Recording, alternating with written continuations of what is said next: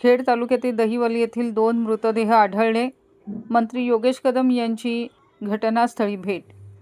खेड तालुक्यातील दहिवली गुडुपवाडी येथे झालेल्या भूस्खलनाच्या दुर्घटनेची गंभीर दखल मंत्री योगेशदादा कदम यांनी घेतली.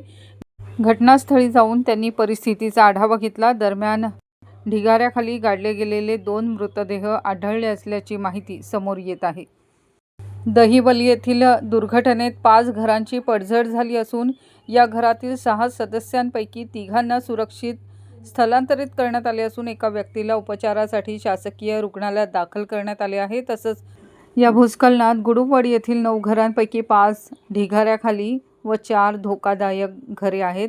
गोडांबावाडी येथील 6 घरांपैकी 1 ढिगाऱ्याखाली तर 5 धोकादायक, निकमवाडी येथील 4 घरे धोकादायक आणि पवारवाडी येथील 5 घरे धोकादायक परिस्थितीत असल्याचे समोर आले आहे.